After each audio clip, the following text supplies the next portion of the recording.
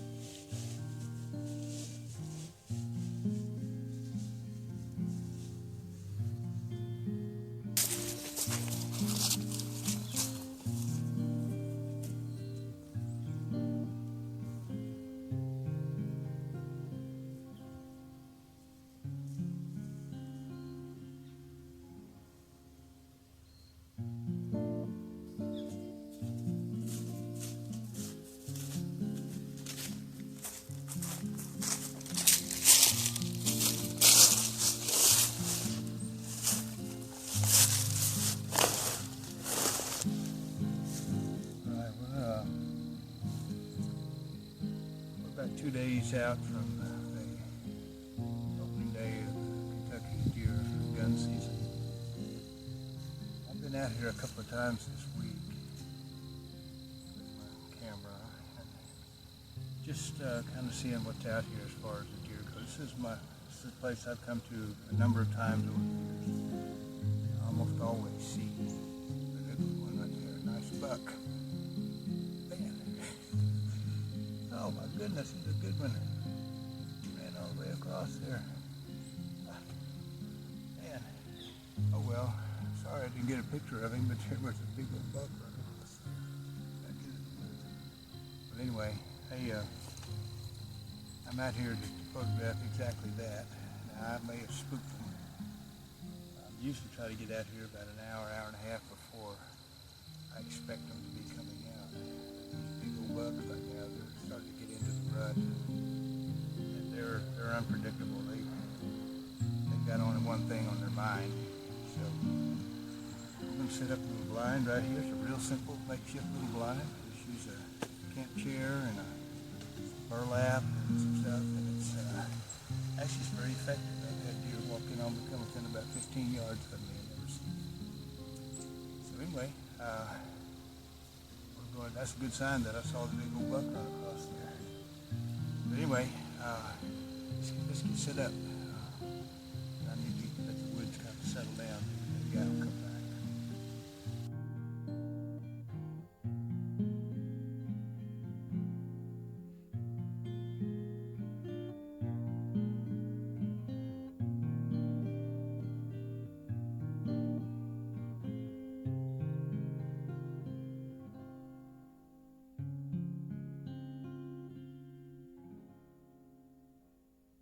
Yeah, see, that's a simple little blind. I just sit in there and comfortable, as long as I don't move too much. The deer don't see me as long as the wind is right. The wind is not perfect today, but it's not too terribly bad. There's my old blind there, back there. I can still use it, but I'm not gonna mess with it.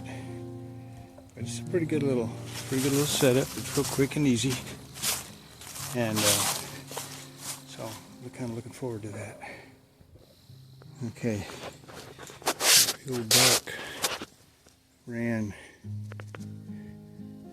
behind me back here, ran across this field, back on the other side there, and went into the woods right about in there. Now, typically, I've been seeing them come out right in here. There's a little gap in there. And they've been kind of coming out in there, but they can come out anywhere in here. I mean, it's really kind of a crapshoot, really, as to where they're going to show up. The big buck I've seen come out from down here, and he'll walk across this field sometimes. So we'll see what happens. And it's really kind of a pretty little spot out here, and I think what's nice about it is that it's just literally right out my back door. So we're going to sit here and be real still and quiet and see what happens. Okay, equipment I'm using got a Sigma 50 to 500 zoom lens on here. I've got a Sony A77. It's an older camera, but it's a very good little camera. I've got an old tripod. I really like it because it's pretty sturdy and it's got fairly smooth operation for video, and it holds up really well. Plus I've got a Pixel microphone here on top. It's plugged into the side, a little windsock on it, so I can shoot video and things like that with it. So it's a decent little setup. You know, it's not professional grade, but it does a pretty good job.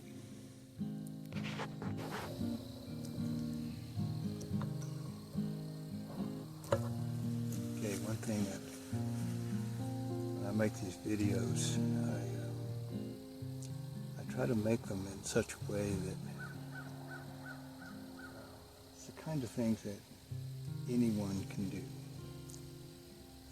I've watched a lot of YouTube videos, photographers, other things, and most of them are pretty enjoyable, but a lot of them get caught up in the exotic. You know, they're traveling clear across the country, or they're traveling to Canada or Alaska or some island somewhere or something. And it's all fine and good. I'm not putting that down, but it's just the vast majority of photographers out there like myself are not able to do those things. So I want to do this, create these videos in such a way that that anyone can do these things. Anyone with a basic camera setup, with a decent zoom lens, decent camera, and a cell phone can come out and have a really good experience photographing and experiencing nature as it is. And like I said, this is literally right outside my back door, and I know not everyone has this kind of a setup, but most people are usually within 30 minutes of a place that they can get to and shoot. You can do a little bit of asking around. A lot of these farmers around here will let you go in there and use their property to photograph and things. So anyway, that's kind of where I am today. Most of what we're going to do right now is just kind of sit and wait and see what happens.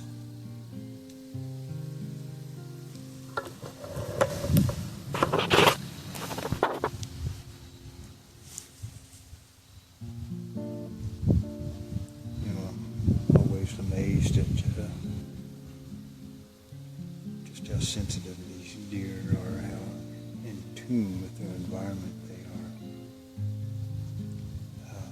I'm sitting in here, and I mean, I'm fully and totally camouflaged. Every time I come out here, I'm the same way. I've got top to bottom, and I'm sitting behind this camouflage burlap, and I'm tucked back up into the cover here a little ways. But the one thing that'll give you away more than anything, of course, is if they get wind of you, if that wind swirls around, they smell you, they're gone. They don't mess around with you. But secondarily, they're so in tune with movement. If they see something's movement, they instantly lock onto it. And I mean, it can be just a subtle little movement of the head, your hand, a flap in the wind, something. I mean, it can be anything. And they just lock right onto it, and they will win a staring down contest against you. I've had deer come in on me. Literally, they've walked up within about 15 yards of me. I'm sitting right here where I am now, and they're looking right at me, and I dare not move. I mean, if I budge, even blink my eyes, or just move my head or move the camera just a little bit, they're gone. Boy, they start snorting and stomping, and off they go. And it's fascinating to watch them experience that, having to get up close like that. But fascinating animals. They've been hunted so much, over the hundreds of years that the survivors just have an instinct. They just know. They live in and around people all the time, and there's people all around in here. And so they're aware of them, but they just know when a person is out of their domain and then within their domain. So they just have this uncanny ability to have this survival instinct. They just don't take chances. Anyway, beautiful weather today. It's pretty warm at the moment still, but it's going to cool off as that sun goes down. Fall colors are just about peaked out, and it's really been a very delightful last 3 or 4 days. And, a couple of days it's going to get pretty chilly again, so that'll be kind of fun.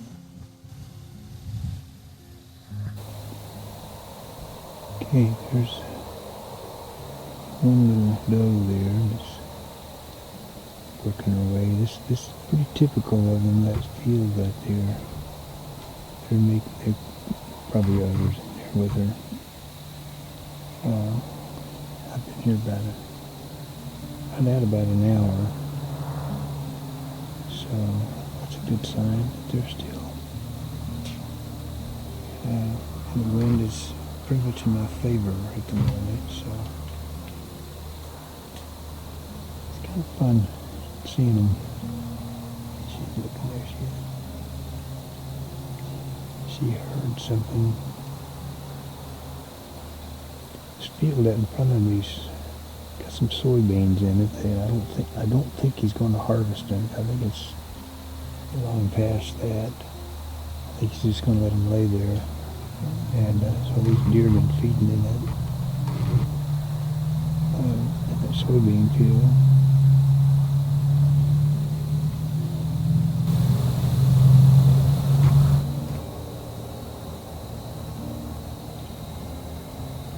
Two deer across the field from me.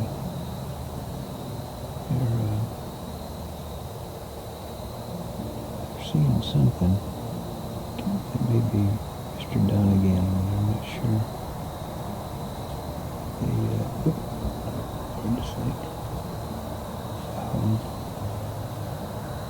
But this is about the time of day that they start, there's a big old hawk right there. About the time of day that they start filtering into this field. There's so much traffic noise today. Man, I can't get over that. Sometimes I come out here and I don't hear anything, and other times I'm out here and it's just so much traffic noise you can't even enjoy being out. But anyway, she's watching something over there, and I'm not sure what it is.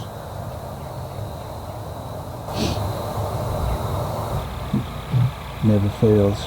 Just as I get ready to pack up and leave, 3 or 4 deer walk out in front of. I didn't even see them. They're all kind of jumpy right now. There's a little buck over there. Let me get over there and find him.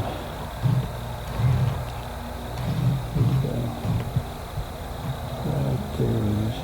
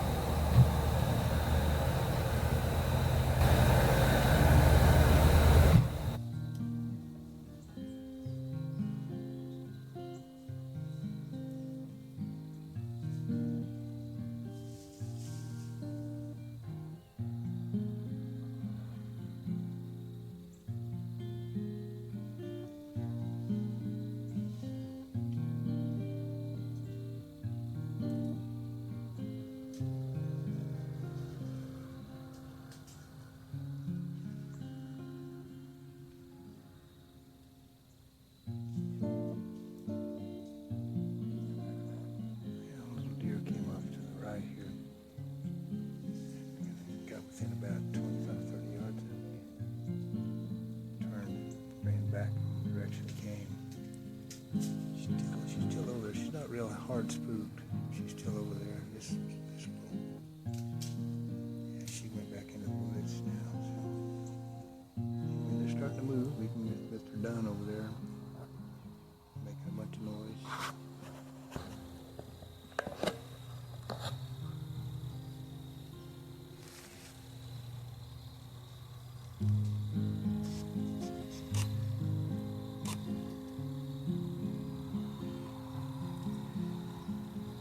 It's really funny. They don't have a.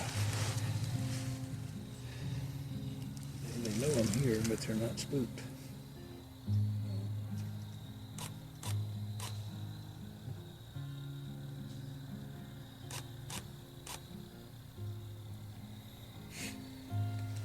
It's really strange.